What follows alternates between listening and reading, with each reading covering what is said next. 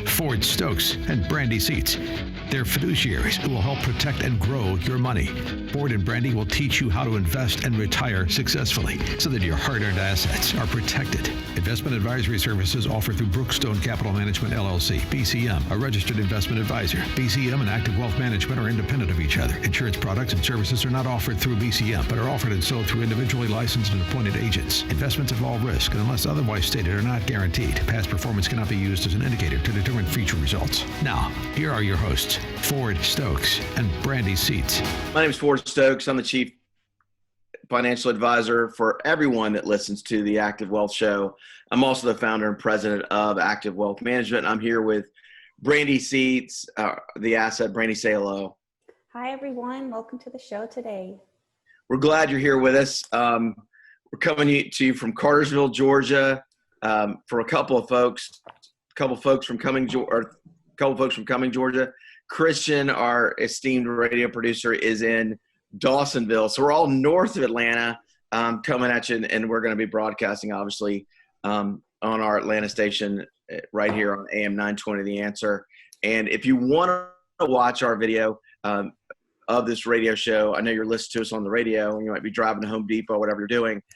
Go ahead and watch us on activewealthshow.com because we record the entire thing via Zoom. I think Zoom's now taking over all of U.S. commerce, so that's interesting and helpful. But Brandy, you've got a special guest for us today, and to inform our listeners. Also, I think we're going to do a good job at promoting this on AM 920 The Answer's website too. Brandy, if you could just introduce our guest, that'd be great. Sure. So today we've invited the area director from the SBDC. His name is Richard Montanero. Richard has worked with me personally in helping me to grow and build my business and offered excellent advice. So with that, welcome to the show, Richard. We're so glad to have you here with us. Good morning. Thanks, Brandy. Richard, why don't you kind of take it away from me and share a little bit about your background with the SBDC? Okay, sure. First, let me just tell you about the SBDC. We are a part of the University of Georgia's Public Service and Outreach Division. So we're funded by the SBA and by UGA, so essentially by federal and state tax dollars. So the services that we provide are taxpayer paid. In other words, we are in position to help small businesses and would-be entrepreneurs with at no additional cost. So our clients are always 100% happy with the price. That's good. I joined the SBDC in 2013 after a career in investment banking, working with private equity companies, running fairly large companies with international divisions. So I brought kind of a unique background to the SBDC, but all of our consultants, and we have more than 40 consultants statewide, have similar backgrounds from the private sector. We are not academics. We're all folks who've come out of the business community, who've been there, done that. And so hopefully our advice and counseling has that sort of flavor to it, you know, and there's, and we tend to have more credibility with our clients as a result of that because we have been in their shoes. Well, being able to have an iBanker in your position is enormous. I mean, I didn't realize that they could attract such talent. That's fantastic.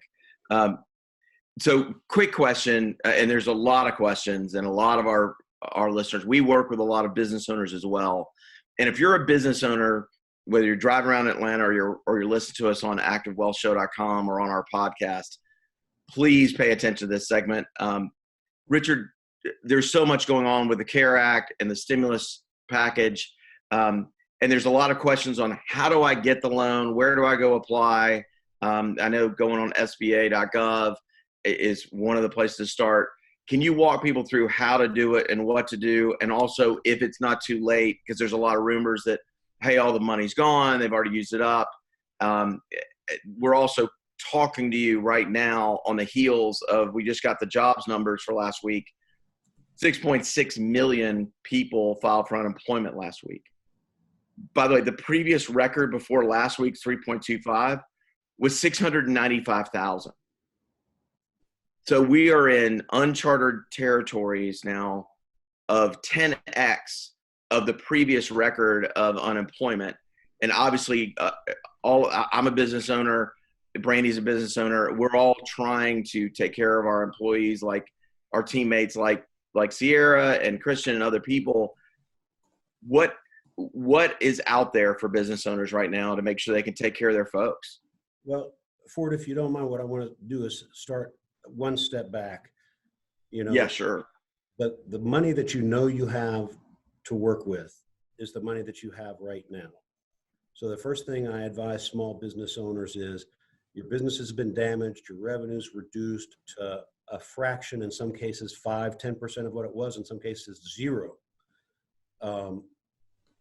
Stop cash outflows immediately. Talk to your creditors, communicate with everyone, say, we're in a situation that we've never seen before, but I'm going to need you to work with me.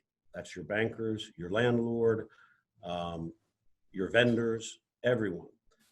If you need to right size your workforce, a lot of people have been doing that. That reflects those DOL numbers, right?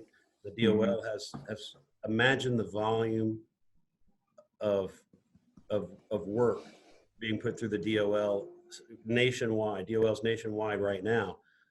So you're right, it's uncharted territory. Now, on the plus side, the government just passed the $2.2 trillion CARES Act. And prior to that had passed a $50 billion economic injury disaster loan program. Those things are available. For the EIDL, that is available for payment of wages, fixed costs. There's a broad number of things that you can use that money for. Essentially, you can use that EIDL money for anything other than expanding your business. The money that's been passed right now is more about protect, repair, keep things in place. The only thing that really they say don't do is not about purchasing or expanding your business in that regard. That is from 0 to $2 million. Those loans are available. 3.75% is the interest rate that's been thrown out there, and amortizable over 30 years. So wow. Exactly, right? It's good money, low interest money over a long amortization. So it should have the stimulus effect and that effect that the folks are looking for. So the system crashed almost immediately when they put it up. They were trying to let people apply for a loan and take all the documentation at once. And there was just too much volume. So the SBA came out with a streamlined process that's available at sba.gov.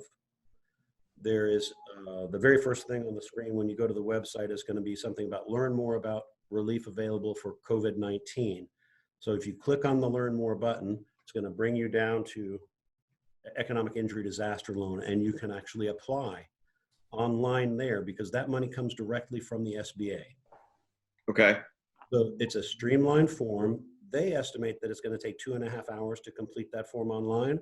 Most people get it done much more quickly. The key is having all of your information at your fingertips. Have all your corporate information, your EIN number, your P&Ls handy, your tax returns handy, so you can answer questions like, what was your revenue in 2019? What was your cost of goods sold in 2019? How many employees do you have on the books? They're going to ask questions. None of it's very difficult, and it's all self-certified. So they're not going back and verifying this data. If you qualify based on those self-certified things, you can click on a box and say, I'm interested in the $10,000 advance. And in theory, you're going to put in a routing number and checking account number, and they're going to wire that money directly to your account if you qualify. So I look at this as sort of a weeding out process. If you don't qualify, they don't have to consider those further. If you do qualify, they're trying to deliver some quick stimulus money, some quick rescue money to a lot of people fast. And that gives everybody just a little bit of breathing room. And then they can go in and start evaluating, okay, how much more do you need? Because after that, the SBA is supposed to be in contact with you, find out how much more you need, and then get further documentation. There will be additional documentation. The EIDL, if the loan is $25,000 or less, is unsecured. Okay? Right. If it's $25,000 or more, they will require collateral However, and this is the rub, they won't turn down loans because they're under collateralized or for lack of collateral. So they'll take what's available, but they say they will not turn down the loans for lack of collateral. Okay, well, that's good news. There's a lot of rumors. We've only got a couple minutes left in this segment. And by the way, I think we're going to need to keep you on for segment 2 if that's possible. So quick question. There's a lot of rumors out there about, like, do I qualify if, like, the business owner still has student loans, and things like that. There's a lot of things a lot of people are very concerned about things that can knock them out of qualification, and anything you can share on that what you know to be true or that you consider to be true, it would be helpful, because we've got a lot of concerned business owners. Here are the facts. All right, facts are always a good thing. Yes. If you're current on your federal obligations, if you're current on your student loans, if you're current on your SBA loans, if you're current and you haven't defaulted on a federally backed guaranteed loan, you will qualify. Now, for the EIDL, you have to demonstrate ability to repay. So if you have a very low credit score, or if you're applying for $2 million and your business just doesn't support that ability to repay, you're not going to receive that loan. Okay. Right. So ability to repay is somewhat credit score based on the surface, but they may look deeper than that. They'll take a look at, depending on how much you're applying for, they'll look at other things. So the EIDL is, is based on ability to repay. So as long Gotcha. Richard, I'm going to cut you off real quick. When we come back, we're going to ask you more questions about this, about the CARES Act and the stimulus bill and the EIDL. You're listening to the Active Wealth Show right here on AM 920 The Answer. Welcome back to the Active Wealth Show, everyone. We're glad to have you with us today, Activators. Our guest, Richard Montanero, is still giving us tons of valuable information, and we left off on the last segment in a great sort of thought process. So I'm going to pass it back over to Richard and have you continue to share with us what might disqualify you from these opportunities with the new CARES Act. Sure. The last item I wanted to touch base on is there's a caveat that says if you're behind on your federal taxes, you could be disqualified. If you have a payment plan, an approved payment plan with the IRS, and you're current on that payment plan, you still can qualify. Because there's a lot of those out there. For one reason or another, people didn't make their tax obligations, but they set up a payment. So that was critical. And the other thing I want to do is just tell people to go to georgia.sbdc.org and look for your local SBDC office. And you can work with a consultant who has all this information, and they will spend time with you and help you navigate that. If you're Northwest Georgia, that's my office. We're based out of Rome. So just in case we get cut short, I want to make sure that resource is out there for folks. No, that's really important. So talk to us a little bit about all the other areas on a few things like payroll loans and other things that have been really important for people as they're going through this process. Sure. We talked about all the folks on unemployment, on layoff, partial and full. The Payroll Protection Act loan, that's the PPP. You'll hear a lot of acronyms. By the way, EIDL stands for Economic Injury Disaster Loan. So if you see it out there, they're different. The Payroll Protection Program is designed to keep employees on the job, especially for an 8-week period. Now, that's fairly short term, but we're optimists. We're thinking 8 weeks is going to move us through to hopefully get back to where this other money kicks in and the economy jumps back and starts moving again. How and what qualifies as payroll? So an employer can apply, and key is SBA takes the EIDL, Economic Injury Disaster Loan. The Payroll Protection Act that money is lent through a SBA approved lender. So you're going to go to your banker for this, whether it's any SBA approved lender can make this PPP loan. So you can call your banker and talk to them about it. If they don't do it, they can tell you who does. There's a formula that starts if you were in business in 2019, from a period of February to June, what your average monthly payroll is. and you multiply that by 250%, that's your max PPP. Okay. Now, what's magic about the PPP is if you use it for the money for certain purposes that are defined in the program, such as wages for that 8-week period, rent for that 8-week period, interest on mortgage payments for that 8-week period, utility payments for that 8-week period, those cumulatively can be forgiven. And you apply to your bank to say, I'd like that forgiven. So forgiven loan equals free money, right? Mhm. It's important. Right. Absolutely. Not a huge amount. It's going to be that, it's up to $10 million. Some companies are very large. They might have 499 employees and qualify. So this is for employers of 500 or less. That's another critical factor, right? So 2.5 times average monthly payroll. That's the number you're looking at. Your banker is going to ask for some documentation, usually payroll tax forms. Most businesses say, okay, what about 1099s? Do they qualify? What about me? I'm a small business owner. I don't have a W-2, but I take my conversation through a draw. This is sort of gray area for this question. And I would take those questions to my banker because they should be right on the edge of what's going to be approved and what's not. When you fill out your application, which is not a long application, they're going to ask you what your average monthly payroll is as defined by the code, and you're going to answer. So the problem is that you can try to put a very broad answer in there, but the documentation they're going to ask for is for backup there. They're going to say, let me see your 941s, your DOL, Department of Labor payroll tax forms. So that's one form. But ask the bankers, have your listeners ask their bankers, does this qualify? Can I include this? We're asking the SBA these questions on a regular basis. And as soon as I get feedback, you can go to that georgiasbdc.org website and see the latest updates that we have to offer as well. We're trying to So all that data. also, I want to make sure that people understand all the places to go. One is you can always call our office at 770-685-1777, and we'll help navigate this for you. For any business owner that's listening to us. So the second thing is we want people to go to sba.gov to click on the COVID-19 relief situation, and on that section right at the top above the fold on sba.gov. Then also, Richard, share again the Georgia SBDC site and where else they should go. Yeah, it's Georgia all spelled out, sbdc.org. And there's a tab you can click and look for your local office, but there's also an aggregating section of information on COVID-19.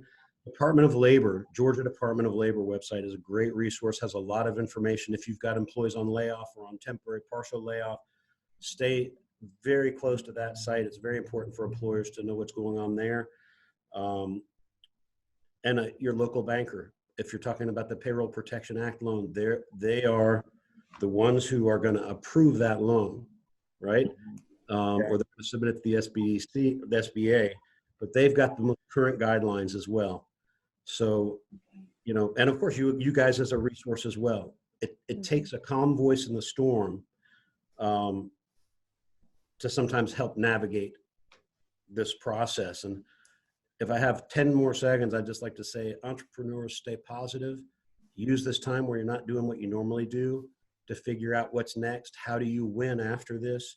Redefine your marketing plan, look at your business, go forward, because it is going to come back and we're going to reboot. Make sure you're in the best position and that you're considering what your competition is doing. That's also what the SBDC does. We work with our clients on that all the time. You can get regular counseling on a free basis from us. Gotcha. We've still got like 4 or 5 minutes left. But I wanted to make sure we were recapping where people could go because I felt like it was really important. You're a former investment banker. Can you just give us what you feel like the outlook is when we all come back? I feel like when America comes back, it really comes back like in a big way because we all rally. We all love a comeback story. That's just been our culture. What are your thoughts on the economic recovery after they've figured out whether it's a treatment and then eventually a vaccine? We realize that a vaccine, you're not a doctor and you don't play one on TV, but we're like, 12 to 18 months out or 10 to 12 months out for a vaccine accelerated, but then other things. But once we feel like we're really going back to work and we're living with COVID-19 and everybody's still getting back and people are traveling again and sports leagues are playing again and all this type of stuff, what's your thoughts as an outlook, just your own personal outlook? Look, I'm always optimistic. It's my nature. I think business people in general, we always look for the positive. We look for what's next and how to take advantage of market conditions. And the challenge in a crisis is survive in a position to take advantage and be in a position to take advantage of that comeback story when it comes. I think there'll be a lot of pent-up demand for services and certain goods and services. And so there'll be some opportunities based on that. But I also want to say, the greatest economic minds in the world are still wrestling with what this looks like. Mm-hmm. Never before has the global economy been put on idle because of the global economy of this size. Because even back in the days of the Spanish flu, we weren't so interconnected, right? We had the kind of pandemic before, but we weren't interconnected globally. Now the global economy is on idle. The U.S. economy, the biggest economy in the world, is on idle. So the greatest economic minds in the world are wrestling with what that looks like time-wise, how it comes back. But those entrepreneurs who hang on to cash, take advantage of the programs that are available, stay in contact with their customers, and are forward-looking as to what those opportunities are going to be, they're going to do great when this thing comes back online. The ones who, and I tell my clients to guard against this. Oh, I've got plenty of cash in the bank right now. I can make these payments. I can do this. I can do that. Hang on to the cash. Take advantage of the forbearance that's available for you, because we don't know if this is 6 more weeks, 12 more weeks, or we don't have a picture of what the economy looks like on the backside. So yeah, I mean, also we still got a couple minutes left. I want to make sure it's clear. You're kind of playing CFO for our business out there right now. And one of the greatest things, that having been a chief marketing officer for 20 plus years, I always worked with CFOs, and they were so skilled at holding on to money, paying bills when they needed to pay them. Accounts receivable were always ahead of accounts payable. I really want you to heed this, because, when you're dealing with, the airlines, they tell you to put the oxygen mask on yourself before helping others. You've got to help your business first. So anyway, any other thoughts you've got on that, Richard? I want to make clear that you're being their CFO right now.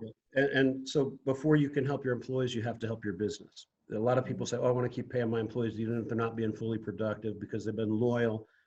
Be loyal enough to them to make sure your business is there when this is done, and that they can come back to work when everything comes back. The DOL is there to backstop. Unemployment is there to backstop. You're right. Cash is, very interestingly, oxygen for your business. Mm-hmm. Without oxygen, we die. Cash is oxygen. Profits, I say, are like food. I can live without food for several days, but without oxygen, I'm dead. Mm-hmm. So hang on to that cash. Take advantage of the programs that are available. But the sky is falling a little bit, but we got umbrellas, and we're going to be optimistic, and we're going to look and see where we go from here. Those are the guys who are going to win, the ones who are in constant touch with their customers. They're active on social media. They're staying out there. They're staying visible. You want to be top of mind for your customers when the economy reboots. Richard, thank you so much for being here with us. Brandy, I don't know if you had any final thoughts too. So my first conversation with Richard, what really resonated with me, we've already talked about a bit here, but it's the crisis management portion of it. Just stop everything that is outflowing right now and kind of start back from the very beginning and make a plan. And I see they have a guide to conquering a business crisis on the georgiasbdc.org. So we'll share some content from that for our listeners as well. It's broken down really simply so that you can kind of follow it, because we're all, like Ford likes to say, sort of drinking out of a water hose right now, trying to absorb all of this information as it comes out so quickly. So hopefully that will be helpful. Yeah. Last thoughts from you, Richard, on the segment. Thank you so much for being with us. My last thoughts are, talk to your SBDC counselors, talk to CPAs, talk to your bankers, use all the resources that are out there, especially those that don't cost you anything to use right now. And and stay positive. Thank you, Richard, so much for being on the Active Wealth Show. We'll be right back. All right, and welcome back here to the Active Wealth Show. Thanks so much for listening. We're here trying to take care of specifically business owners and families and everybody, straight off of the passage and the sign into law of the CARES Act. And we're going to give some updates right now on the CARES Act in this segment 3. We feel like it's really important to go ahead and do that. And then Brandy and I in segment 4 are going to talk about 2 financial products that can really help answer some questions on should you just hang in there with your money in the markets, and what other options are out there for you, and also what to do about that bank CD money or that 6-month fund that you've had. What should you be doing to try to get some rate of return on it? But I want to talk specifically about the CARES Act because we've got a lot of Twitter questions and a lot of email questions about this from our business owner clients. So the Coronavirus Aid, Relief, and Economic Security Act, which stands for the CARES Act, will provide relief to several groups impacted by the coronavirus pandemic. Roughly, the $2 trillion bill is meant to keep businesses and individuals afloat during this unprecedented event. So what groups are affected? So the CARES Act will provide assistance to a variety of groups that have been hit hard by the economic freeze caused by the coronavirus or COVID-19, or as our president calls it, the Chinese virus. Here are the groups and aid amounts. And also, I feel like our president's doing a great job. I feel like the administration's doing a great job keeping us together. I like the fact that they are communicating with us consistently and regularly. But here are the groups and the aid amounts here. Individuals, there's $560 billion estimated for that. Big corporations is $500 billion. Small businesses is $377 billion. State and local governments are $339 billion. Public health is $153.5 billion. Education and other is $43.7 billion, and a safety net of $26 billion. President Trump also specifically named the following groups. $100 billion will go to healthcare providers, including hospitals on the front lines. $27 billion will go to bolster life-saving capabilities such as vaccine development and purchase of and distribution of critical supplies. $45 billion will go to the FEMA Disaster Relief Fund, which will empower state and local governments to respond effectively to the virus in their areas. And $3.5 billion will allow child care providers to stay open, keep payroll, and prioritize the child care of healthcare, emergency, and sanitation workers. That's all what's in there as far as what groups are affected and what are the aid amounts that they're getting as part of the CARES Act. That is a mouthful. I've just gone through a whole list. It's a lot of money, right, Brandy? It is a lot of money, and it's a lot of detail. So for our listeners, this is actually a blog as well. If you go to activewealth.com/blog, you can reference all the numbers that we talk about there, because I'm sure you don't remember all of those. But the last one is really interesting to me about prioritizing child care for healthcare, emergency, and sanitation workers.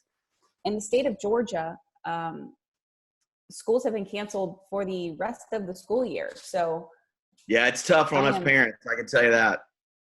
Yeah.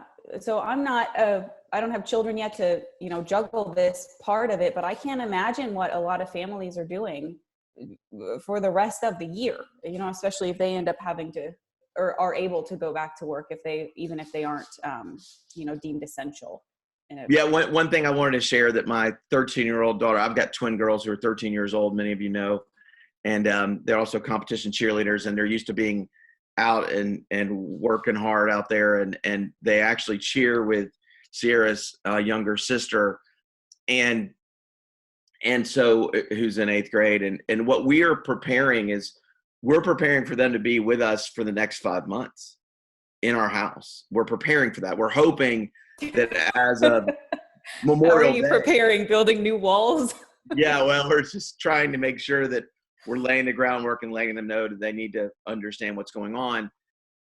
But it was interesting. They started talking about disasters and other things they've dealt with in the past and other things. And so Madison, who's one of my daughters, she said, I kind of liked tornadoes. We would get in our closet and we'd have our air mattress and we'd all huddle there as a family and we'd have our hot cocoa. We'd have a lantern, and it would be kind of fun. And Grace turned to her and said, "Yeah, you like tornadoes because they end." And it was like the perfect thing to say. Our whole family dinner erupted last night. I'm like, that's right. This is not ending yet, but it will end, right? But I thought it was a very astute comment from a 13-year-old child. And I was like, oh my gosh. So here we go. But Brandy, you've got some updates for families too for the CARES Act. If you could just share with us. So these numbers are based on your AGI, your adjusted gross income for your 2019 tax filing year. The eligibility requirements are couples earning up to $150,000. They will receive $2,400 plus $500 for each child. Individuals earning up to $75,000 will receive $1,200 plus $500 for each child. And the payments will start to phase out for individuals that earn more than the $75,000 or couples that are earning more than the $50,000 or head of household filers up to $112,500. There are also some changes to unemployment. The state government can temporarily increase unemployment benefits, and then states are encouraged to waive the typical waiting period of 1 week and provide an additional 13 weeks of benefits. Tax credits may be available to those who are self-employed. And I want to pause there, and this reminded me that, Richard, our guest on segment 1 and 2, was saying to reach out to your banker, your CPA, the SBDC, as resources. Your financial advisors or your fiduciaries, people that are, looking out for you and your best interests, like Ford and myself, we use us as a resource to help you through this. All of those statistics that we just kind of shared with you, there are definitely ways that this can affect your investments and your strategy. And most of all, taxes are going to go up in the future. That's how we're covering all of this. So it's a stimulus right now, but in the long run, we're paying for it. So you need to understand what implications that has on your investments. Well, one thing I wanted to share, and I want to kind of talk through this with you, Brandy, is that we're looking at a similar event to kind of like what happened in the Great Depression. We're not saying this is a Great Depression situation yet, but we've had an unprecedented slowdown or idle, as Richard Montanero said, of the situation. So what I would encourage everyone to do is to understand that taxes, as Brandy said, will likely have to go up in the future to pay for this. And also to pay for the $23 trillion we already had in debt before. And that's trillion with a T, not billion with a B or million with an M. That's trillion with a T. Yeah. During the Great Depression, from the 4 years after the Great Depression, from the 1929 crash, the top marginal tax rate, that's the highest tax rate that people pay, went from 25% up to 63% in 4 years. That's not hiking a couple of points up to from our 37% rate to like 41. That's going up to 63. Now, what does that mean for retirees? What that means is you need to strongly consider a Roth ladder conversion or a significant Roth conversion period now, while also your account may be lower. You could transition those assets in kind, and then from your IRA to your Roth IRA, let it grow back up during the recovery period. It will likely be a quick recovery period. And let's say your portfolio went down 20% and you moved over your assets from your IRA to your Roth IRA, and then it grew back 20%. Well, you just beat the tax man by 20%. Mm-hmm. But even more specifically, that's a really good just strategy for a Roth conversion today. Mm-hmm. But the thing that's just crazy to me is that if you take $10,000 out of your IRA, you are looking at $6,300 if we return to those Great Depression rates, potentially having to pay $6,300 to the U.S. government later during a recovery, and you get $3,700 of your money. So tax efficiency and tax planning is going to be incredibly important. You may say, hey, I'm just trying to plan, how do I feed my family right now? how do I feed my wife and myself? And we're away from our kids and our grandkids. I'm worrying about those things right now for, well, I would encourage you to really sit down and look at it while you have time to consider what's going on. Mm-hmm. And Brandy, your thoughts on that? We got 2 minutes left here. Yeah, absolutely. Well, we have a couple minutes left. So to add to that, just a couple months ago, we were talking about the Secure Act and RMDs being moved back to age 72. Well, now in March, 3 months later, 2 months later, because we were talking about it in January, well, it's April now. Right. But in March is when this was passed, that your 2020 RMDs have been suspended for certain contribution plans. So that's a really big deal. And we have some withdrawals that are allowed without the early penalty to your retirement accounts. But yes, everything Ford said about the tax situation and making your portfolio more tax efficient is always our advice. Tax efficient, fee efficient, and market efficient. That's what an activator is.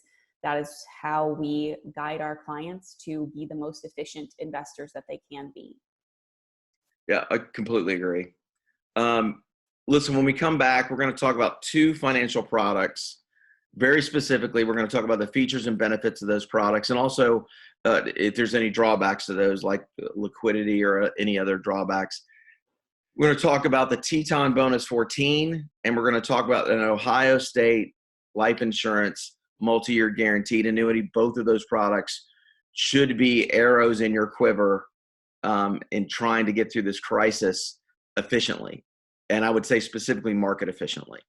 So when we come back, we're going to talk about those 2 products, the Equitable Teton Bonus 14 that's offered by Equitable Life and Casualty, and then we're going to talk about Ohio State Life Insurance's 4% multi-year guaranteed annuity called a MIGA. And you're listening to Active Wealth Show right here on AM 920 The Answer. Hey, everyone. Again, I'm Ford Stokes, your Chief Financial Advisor and CEO and founder of Active Wealth Management. And we're here on AM 920 The Answer during our noon hour on Saturdays. And we're trying to talk through everything that's going on with the CARES Act, COVID-19 outbreak, and then also we're going to try to talk through a couple of financial products that could be options for you to consider while you're trying to figure out if you should go to cash in the market or what you should do. And then also we're going to talk through those 2 products. But first, I wanted Sierra to kind of share some good news, humanity stories, if you will, about what's going on out there. Yeah, definitely. So I imagine a lot of people have seen the little free libraries everywhere. A lot of times they're like attached to a post or something. People stock them with books. So now apparently people all over the world are stocking their local free libraries with like toilet paper, canned goods, hand sanitizer, and other toiletries and food just for their neighbors who may not be able to get out and get groceries, which I think is really great. And so like the local caretakers of these pantries are, they're reminding their people stocking them to wash their hands and sanitize the door handles. Something really cool that they're doing to help out. Yeah, I think that's fantastic. So I really liked that. Absolutely. One thing our girls just wrote and a nice message about like how much they thought the people were superheroes for Emory Healthcare, because someone that we know down there works in the blood bank down there, asked them to do it. And there's an outpouring for next week for all healthcare workers. I know we all were putting candles outside of our houses yesterday, kind of just thinking about those folks. So just make sure you can do any act of kindness for any healthcare worker that you know. If you know that they're having to spend time away from their family, if you can help out and look in on their family or give them canned goods or give them some sort of random act of kindness, they need all the help they can get. And because we need them. Absolutely, we need them. Any other thoughts and stories you've got, Sierra? Actually, just related to what you just said, there's a restaurant in California, and the owner, his name's Rocco Scordella. He launched a program called Adopt a Doctor or Nurse, and essentially people are paying for their meals, and then they're paying to send a meal to a doctor or nurse in the Bay Area. And it says that since its launch, I think it was a week or two ago, they've sent over 2,000 meals to various hospitals around the Bay Area. He said the first day of the program, there were 750 requests of people wanting to send meals. So that was cool. Really Yeah, that's liked awesome. that. Can we talk about the business strategy there? That guy is a genius. He's doing good, and probably the busiest restaurant in his neighborhood. That's amazing. He said he thought he would be busier when everything reopened than he was before because of what he was doing. So Yeah. they would have to readjust. I've got another really cool one, and we'll post the photo on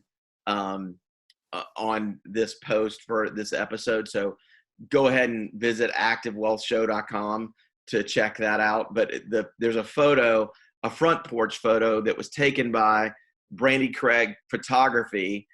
Brandy Craig is a photographer in Cumming, Georgia, and she took a photo of our family and on the front porch. She doesn't get very close to you, but she takes it with a telephoto lens. And my wife and the girls had all kinds of props like Instacart and toilet paper and paper towels and all this kind of stuff. And it's pretty funny pictures. I'm actually holding a radio studio mic, and because we do the show, and it was just fairly interesting. But I thought it was brilliant. This photographer, Brandy Craig, she's going around to neighborhoods around Forsyth County and taking front porch photos for families at every single house in the neighborhoods that she's visiting. And then she's posting it on her Facebook page and her Instagram page. And the likes have gone through the roof for her. Mm-hmm. And I'm endeavoring actually to try to get her on our radio show next week. She's so busy, she doesn't know if she can do it. So it's pretty funny. Brady, what do you think of our photo of our family? Oh, it was hilarious. And there's you can look up Brandy Craig Photography on Facebook, and you can see tons of other very funny families. Yes. Ford has a personal favorite.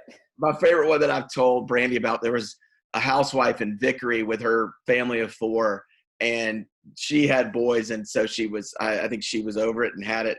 And so she's drinking out of like an actual glass coffee pot that you put like in your Mr. Coffee. She was drinking from that, and it was literally had coffee in it. And she was spraying disinfectant spray in the air towards her family in a live shot. And it was the funniest thing I've seen in a long time. So it was great. It was great. All right. So let's get into these two products. So the Equitable Teton Bonus 14, this is a fixed index annuity product that allows you to get a bonus of 10%. The bonus 14, the 14 stands for 14 years. You get growth with safety. There's market upside with an index that has averaged 6.26% since inception in 2005. But Brandy, can you share a little bit about how the Barclays Atlas 5 index is performing this year versus the market versus like the S&P 500?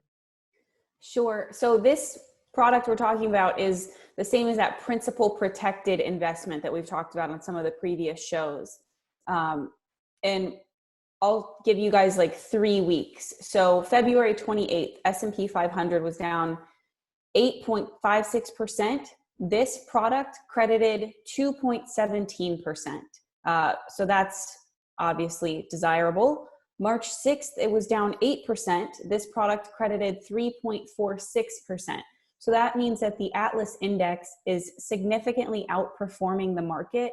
And then the Atlas is also credited with a boost strategy that we could explain to you kind of one-on-one. It would take up the rest of the radio show if you're interested. And then March 13th, the S&P was down 16.09%. The Atlas index credited 0.52%, so it was still in the positive. The Atlas index is a volatility index and has proven to us that it really performs very well in these volatile markets. And it works all the way across the globe, and it's working before the markets open in the United States because it's working in Asia, and they're constantly rebalancing between different parts of the globe. So it's great diversification, and it rebalances every day. And so it smooths out the growth curve and minimizes the the downward curve when there's market loss. It's not a guarantee on against market loss, but here's the thing: in the index itself, but when it's in a fixed index annuity product, zero's your hero. And with Equitable, it's a highly rated carrier. It's also Equitable's got a solvency rate of 135+%. That means they have to reserve. They've got on reserve 135% of the deposits that people have put in, plus the growth that their policyholders have done. Your principal and gains are protected. There's a low cost fee. You've got a time horizon here of 14 years. And you can earn, basically, since inception, it's earned 6.26% per year. And there's an annual point to point. That's a protection period that locks in your gain year over year. So if you had, I think it was up over like 10.98% last year, it locks in your gains. You didn't lose that 10.98% from last year into this year. And there's limited to no downside. So here's the reason we're bringing this product up. If you're thinking about selling right now and going to cash and only getting in a 0.5% money market account or a bank CD, I would encourage you to consider a portion of your assets to put into the Teton Bonus 14 so you can get a 10% bonus. That's right, you get a 10% bonus on your money. So you could cut the recovery time dramatically. And let's say you lost 20% in the market in the past 2 months. You're looking at a 10% bonus on whatever money you put back in. That's cutting your losses in half and also getting you on the road to recovery much quicker.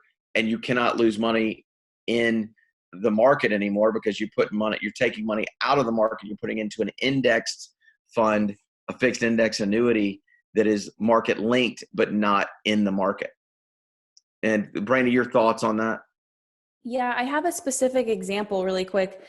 Even if you're not thinking about cashing out, maybe you should be. For example, if you had a $100,000 account, you lost 30%, that's now worth $70,000. If that grew, let's say your current market investments had an annualized return of 6%, it would take you 8 years to get back to $100,000. It's going to take you 8 years just to get back to where you started if you stay with what you're doing. Versus if you invested it in this, you can get back to $100,000 in only 4 years. So there's really some huge benefits to never having to worry about losing your money in the market and what the time horizon is to make that up. So it's a pretty spectacular investment, if you ask me. Yeah, absolutely. Liquidity on this product, you can take up to 5% starting at the end of year one.